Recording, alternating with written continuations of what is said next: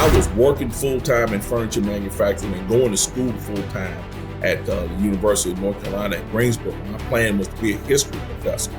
But then in Greensboro, where I live, we had the Greensboro Gun Show. And the city council was trying to cancel the gun show as a virtue signaling tool against the Second Amendment. And I said, I was very much against that. And when they announced they were going to have a meeting that was going to be, quote, about gun violence, I pretty much knew what that meant. That meant they were going to rally the troops to gain support to cancel the gun show. So after much mulling it over while I was at work that day for 10 hours, I decided to get off from work and actually go to the meeting. Did not plan on speaking, but once I got there and I heard some of the ridiculous things that people were saying behind that podium, I could not help myself. I felt like I needed to say something.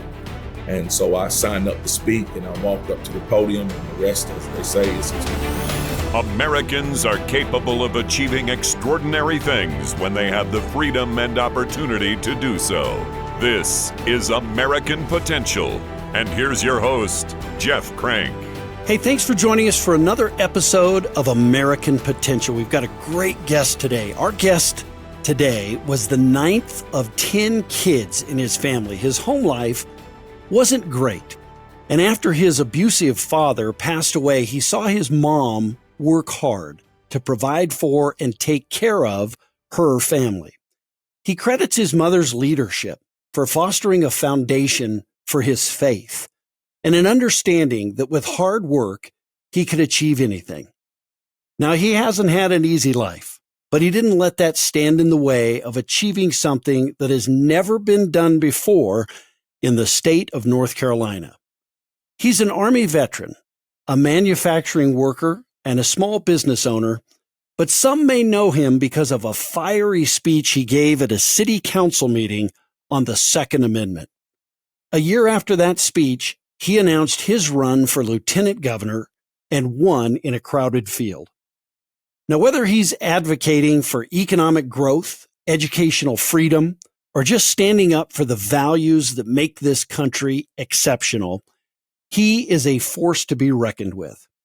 He's not interested in political games or empty rhetoric. He's all about action and results. And his story, coupled with his unwavering commitment to public service, makes him a leader whose impact will undoubtedly be felt for years to come. I want to welcome the first Black American Lieutenant Governor of the great state of North Carolina, Lieutenant Governor Mark Robinson, to the podcast. Lieutenant Governor, thanks for being with us.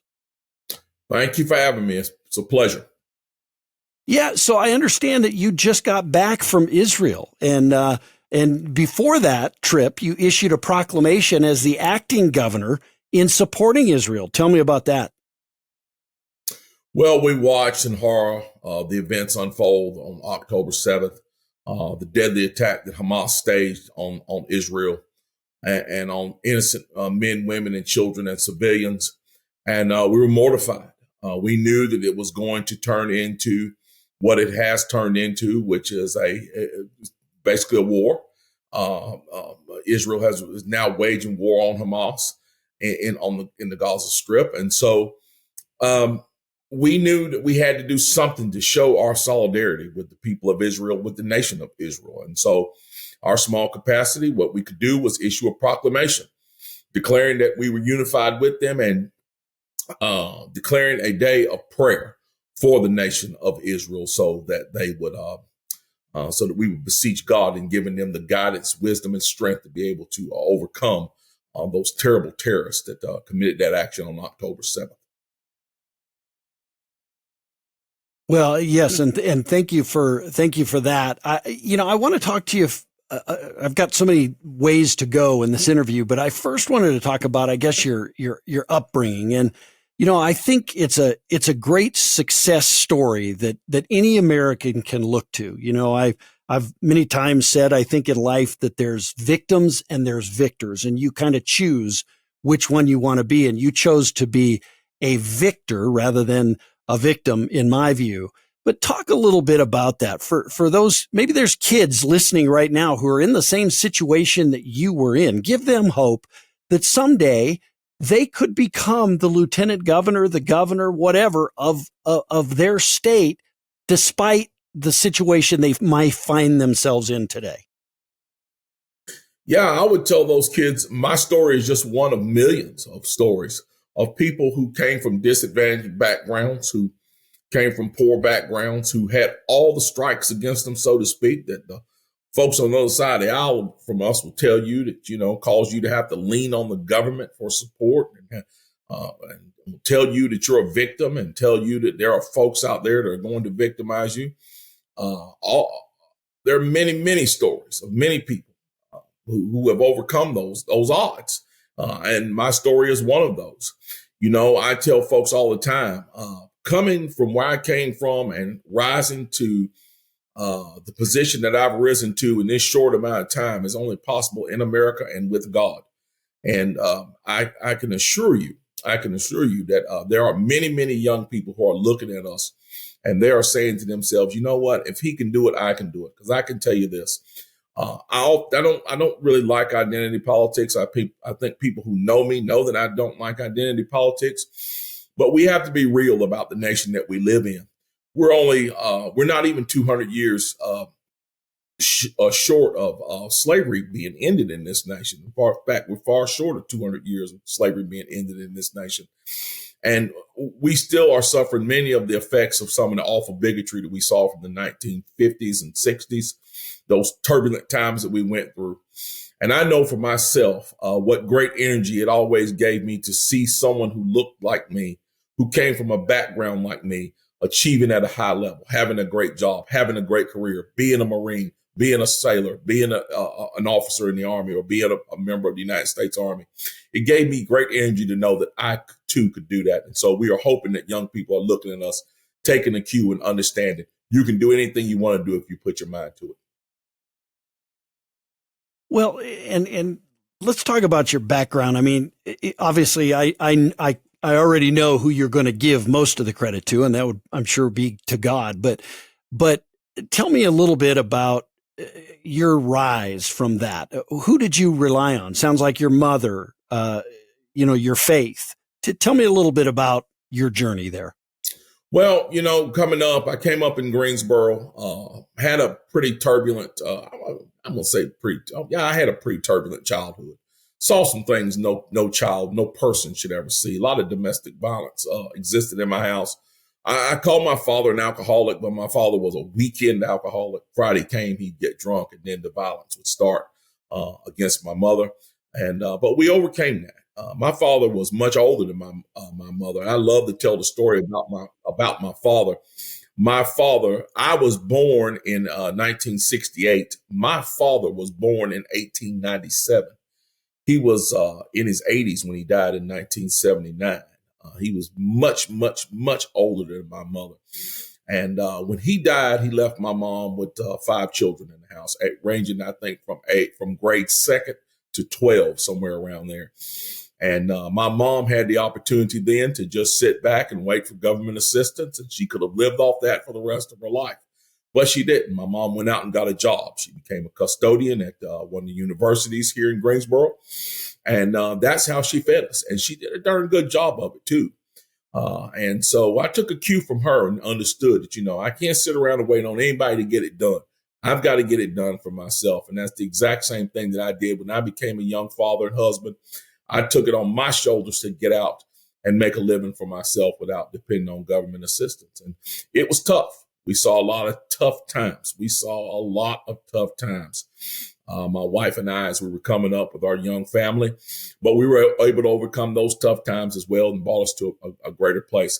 But I can tell you this, one of the greatest things my mom did, besides show us that example of hard work and not giving up, one of the greatest things my mom did, she always ensured that I was around proper role models. The very first role models I ever had in my life were in the church. And then when I went off and went to school, my mother was always determined to make sure I was hanging out with the right people and had the right role models in my life. And I can go back through my life and I can count the years and the people who touched my life and pushed me in the right direction. And each one of those people added a piece to what you see now. And that's one of the best things that my mom did. She always made sure that we had kept proper company. Yeah, that's you hear that so often. Moms love guiding their children through, especially very difficult times. And it sounds like your mom is a very special woman. Sure. Did you ever, I mean, thinking back on it, did you ever think that you would be the lieutenant governor of the state of North Carolina? Absolutely not. I had no desire whatsoever to be an elected official, have never thought about being an elected official. It's never been on my radar. Even after the city council meeting, when I gave the speech at the city council meeting, uh, I immediately started to get calls from people. They wanted me to run for office, run for this, run for that. And I roundly dismissed that idea.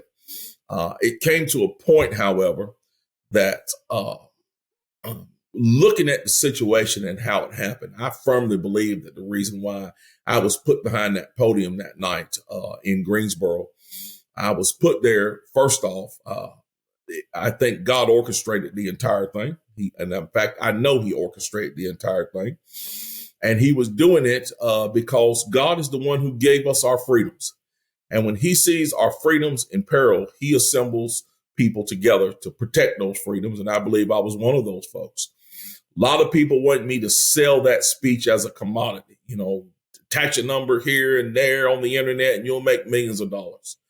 I did not see it as something that I was supposed to get rich off of. I saw it as something that was supposed to inspire people to action, not a commodity to be sold, but something to be freely given to people to inspire folks to action. And so I said, if we're really going to make change and going to take advantage of what we've been given here, we've got to step into the arena where that's done, and that's politics. And it was actually my wife who came up with the idea of running for lieutenant governor. I thought it was crazy at the time. I looked at it, the second highest seat in the state, and talked to a few folks and ended up talking to just the right people, ran a campaign. It was fantastic, total grassroots, very little money.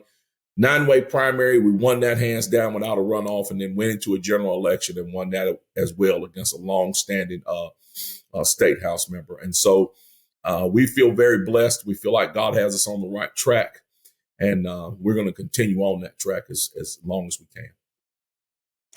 So I'm fascinated by what made you want to go give that speech. This podcast is about people who just say I've had enough, and they kind of go and take action to eliminate a government barrier to them, whether it's a licensing issue or something like that. What made you decide you wanted to go give that speech that day? So at the time, I'll have to set the stage for you, so to speak.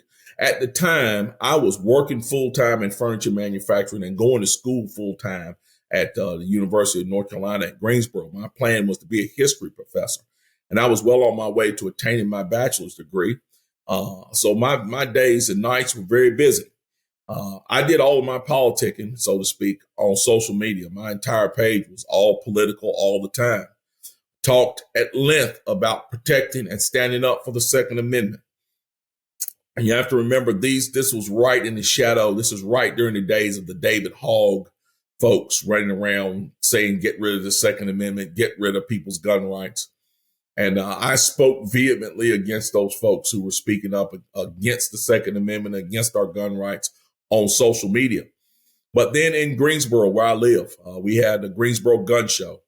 And the city council was trying to cancel the gun show as a virtual signaling tool against the Second Amendment. And I said, I was very much against that. And when they announced they were going to have a meeting that was going to be, quote, about gun violence, I pretty much knew what that meant. That meant they were going to rally the troops to gain support to cancel the gun show. And so after much mulling it over while I was at work that day for 10 hours, I decided to get off from work and actually go to the meeting. Did not plan on speaking, but once I got there and I heard some of the ridiculous things that people were saying behind that podium, I could not help myself. I felt like I needed to say something. And so I signed up to speak and I walked up to the podium, and the rest, as they say, is history. Now, I want to go back even a little further before that speech. How did you get your your values. You're very committed to the Bill of Rights, to understanding, the Bill of Rights, our right to free speech, our right to religious freedom, all of those things enshrined in the Bill of Rights. Mm-hmm. How did that didn't just happen, I'm sure. Was that your mother? I mean, where did you get those values from in your mind? So, I would like to say they were just built in the womb, but I don't think that's the case. I think Right. I'm when I say this, I'm being completely honest. Growing up, we never talked about politics in our house. Never. We never talked about Republican, Democrat, president, senator, nothing. What we talked about when we were growing up, my brothers and sisters and I, my mom, we talked about what was right, what was wrong, what was fair, what was unfair, and then ultimately what the Bible said about it. Those were the values that we were raised on. Fairness, right and wrong, and what the Bible said about any issue. Whenever we got stuck and couldn't figure something out, I can always remember one of my older brothers and sisters going and getting that big family Bible, opening it up and trying to find the answer inside. And those were the values we were raised on. So when it came time to me for me to confront politics, I think it was already ingrained in me. I was already a conservative. I just didn't know it. I came to know I was conservative because a friend of mine challenged me about something that I said about a political commentator, Rush Limbaugh. I had heard on television that he was a racist, and I said he was a racist. My friend challenged me and said, "Do you know him?" I said, "No, I don't." He says, "How do you know he's a racist?" So I set out to prove my friend wrong and went and got his book and read it. And then after reading the book, I discovered that I was conservative and always had been. And then, of course, I start making the discovery of the two parties, Republican and Democrat, and of course, fell on the Republican side. And my interest and knack for politics has been growing ever since. How about your family? I mean, what do they think of this? Your siblings and others, what do they think of your rise to become the lieutenant governor? They couldn't be prouder. I've got family members, brothers and sisters. They're just as proud as they can be. And, when I tell the story sometime when I'm on stage about how we came up and I look out there and I see them and I see the tears in their eyes, they know the walk that we've come through, and to have our family, because it's not just me, it's our family. I represent our family. To have a representative of our family, that hardscrabble family that came up on the east side of Greensboro as the lieutenant governor of this state, someone who's running for governor, they just couldn't be prouder. And they're all behind me. Yeah, it truly, I think America should be very proud of you. I think, again, you mentioned it. This is the only country where that could really happen, because we control our own destiny in America, right? Sure. It doesn't matter who you are, you can rise up. And you look at all of the people, whether it's Harry Truman or Dwight Eisenhower or Abraham Lincoln, who rose really from nothing. Yes. To that. And for you to overcome the things that you did as a young boy and see the things that you did to now become lieutenant governor, it's really America's story, I would say. So, absolutely. So what made you so passionate about you got in as you were running for lieutenant governor, and then as you began your term, very passionate about tackling the education issue. Talk about that, and why do you have so much passion about education? Well, it goes back to our founding documents. It goes back to what America actually is and what America stands for.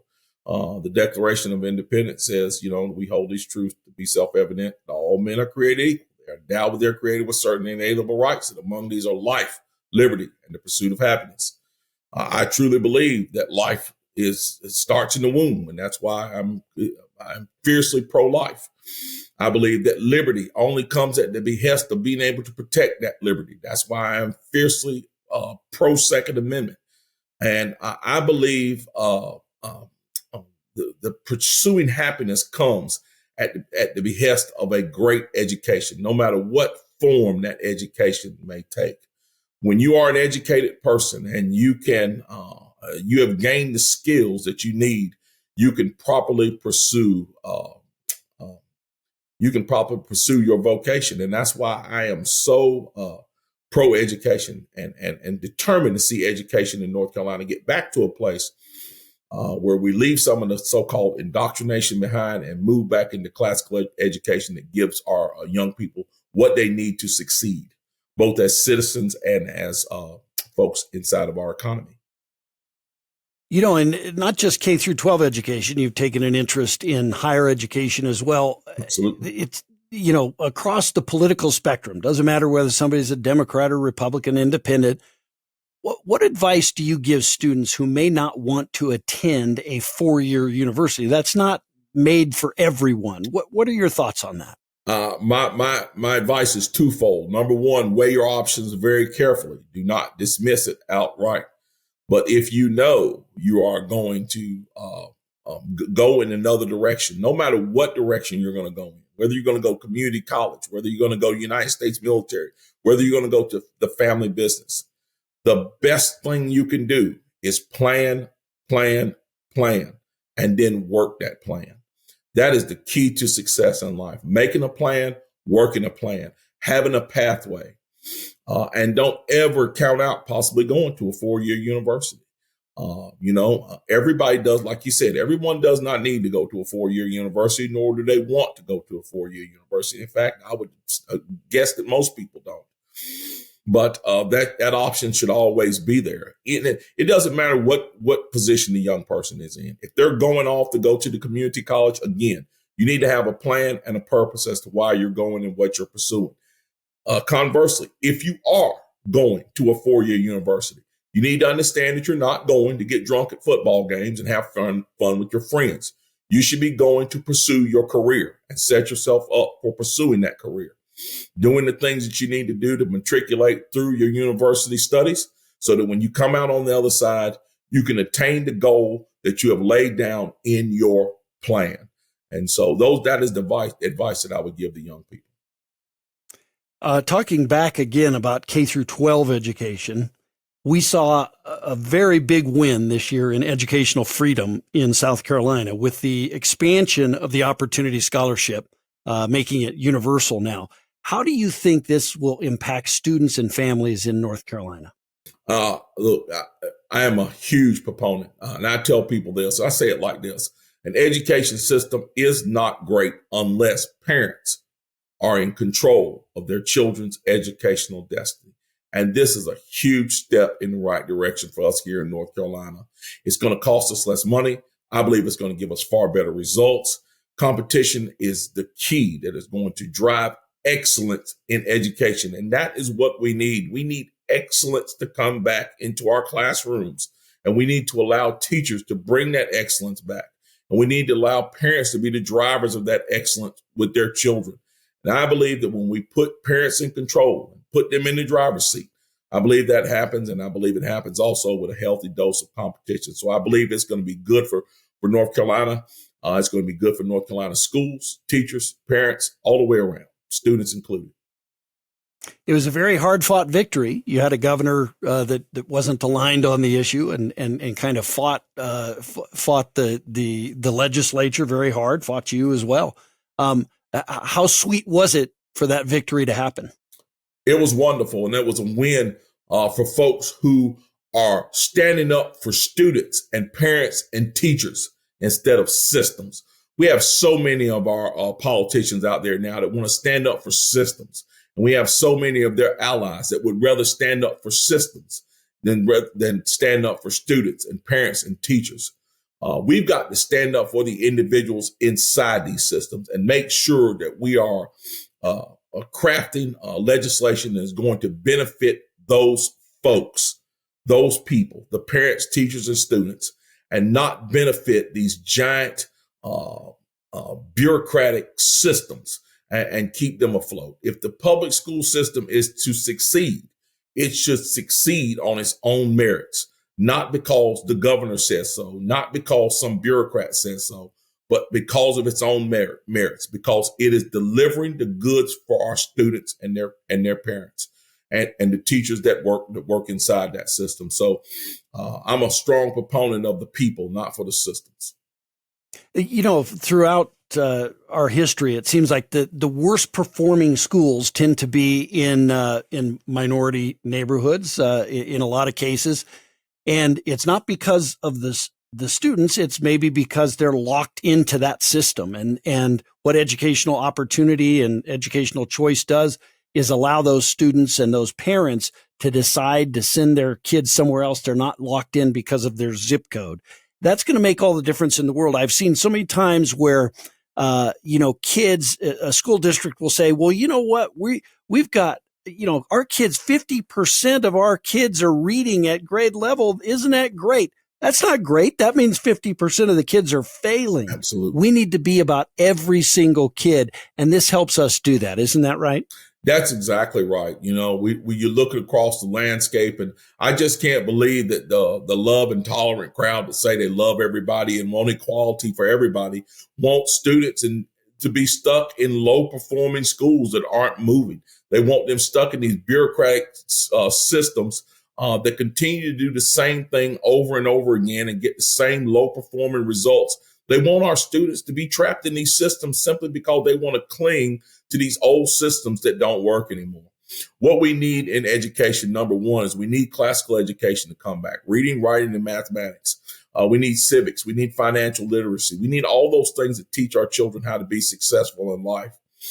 But we also need accountability in education. And right now, unfortunately, in North Carolina, the way our school system from the top is designed, there is no accountability.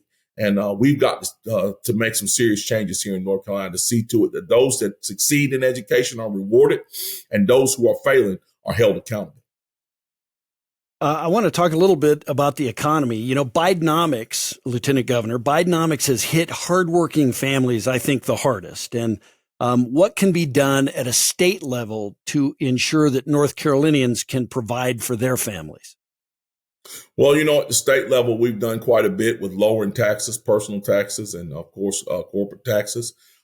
Being fiscally responsible here in the state is another great way to help folks here in the state, because being fiscally responsible keeps us on a level field and keeps things good here in the state, and it draws business in, keeps people employed.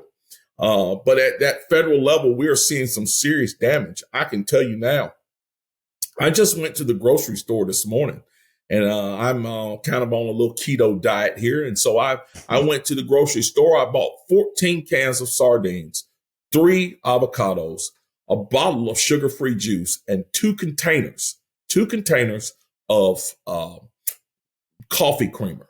It was $89. I could not believe the total. Prices have gone out of control. And I think one of the things that we need to do here in the state, besides staying fiscally responsible and continue to lower our taxes, we also need to get our folks to understand that we've got to work hand in hand with the federal government and make some changes there too. Because what's going on right now at the federal level is strangling us and stifling our progress. Here in North Carolina, people are ready to work. They're ready to open small businesses. In fact, more small businesses have been opened this year in North Carolina than any time in its history. We've set a record. So folks are ready. We've got to build that hedge to make sure we stay fiscally responsible in the state so that we can keep the good times rolling. But we've also got to start getting out and getting the word out that we need to make some changes at the federal level too to remedy some of those problems. I want to talk to you, too, about North Carolina as a state and where you've come from. Before 2012, North Carolina was in debt to the federal government. Many state employees were getting furloughed, and teachers went really years before seeing any pay raises. What's changed, and how has that change affected North Carolina? Oh, we had a huge turnaround. Like you said, prior to 2010, we were $3.4 billion in debt to the federal government. And teachers, to be almost exact, teachers didn't get a raise for 6 years or more, I believe. And we were furloughing state workers. Times were tough. No one wanted to come here and do business. Taxes were too high. Regulations were too stiff. What changed was we had a conservative takeover in 2010. And those folks, I'm so glad to say, got directly to work on our failing economy. They start to lower taxes. They start to pull back regulations, and they start being fiscally responsible so we could pay off our debt. Now, 13 years later, we are not only not in debt to the federal government, not one dime. This year, we see a $5 billion surplus. We were able to give teachers and state troopers raises and others raises, and we're the number one business destination 2 years running. It does not happen by accident. It happens because of what I tell folks all the time. Conservatives operate off principles. They operate off principles, and they put principle in their policies. They couple principle with policy, and they yield that desired result, and they turn out great for the people. You know, you can look at all the states around the country, and you can see the massive failures you see in California and Illinois and New York. Compare those with the massive success you see in Arkansas, Texas, North Carolina, and Florida. Conservative policies work because we put principle behind our policy, principles that work. And so that's what happened here in North Carolina. I can remember those days when they started lowering taxes and all the boo birds on the left were saying the state's going to go broke. And my wife and I were looking at each other saying the state's already broke. But it didn't turn out the way they said it would. It did the exact opposite, just as those conservatives knew. And that's the reason why we find ourselves in such a great place right now. One other quick issue I wanted to talk about, kind of last question. When it comes to healthcare, certificate of need. We've talked a lot about certificate of need here on this show, but why is repealing certificate of need important to help the people in North Carolina? Well, you know, it's an important issue, but one of the things that I found out is it's just not as simple as it depends on where you stand in the state as how simple it may be. Some folks in some parts of the state are all for the repeal. Other folks in other parts of the state have a different take on it. So I think what it's really going to take that continuation of the healthy conversation that's already going on in Raleigh to come to a resolution that's going to be beneficial for everyone. Because as it stands right now with a fractured economy like we have, our economies are so different across the state. What you see in the middle part of the state where Charlotte, Raleigh, and High Point, Winston, Greensboro exist is much different than the eastern part of the state or the western part of the state. So we're going to have to come up with some inventive ways to tackle that issue. And I think that the legislature and the people that we have there, we have a great group of folks both in the House and the Senate. They're going to put their heads together and they're going to find a satisfying solution to that. Lieutenant Governor Mark Robinson, thank you so much for joining us. Appreciate it, for coming on and sharing your amazing story. Thank you, sir. It was a pleasure. All right. Well, listen, to those, I wanted to do this episode. To me, if there's one child maybe who sees this, one parent who sees this and says, you know what, that could be my kid someday. Wouldn't that be a success just to have one? What a great story to rise from the background that the lieutenant governor had to be the lieutenant governor of the great state of North Carolina. It is so great to have him. Listen, thanks for joining us. Liberty and freedom, they're easily taken for granted. Do not take liberty and freedom for granted. Go out there, defend freedom, defend liberty. Thanks for joining us. Thank you for listening to American Potential. You may listen to more stories from Americans working every day to expand freedom and opportunity in their communities by visiting AmericanPotential.com.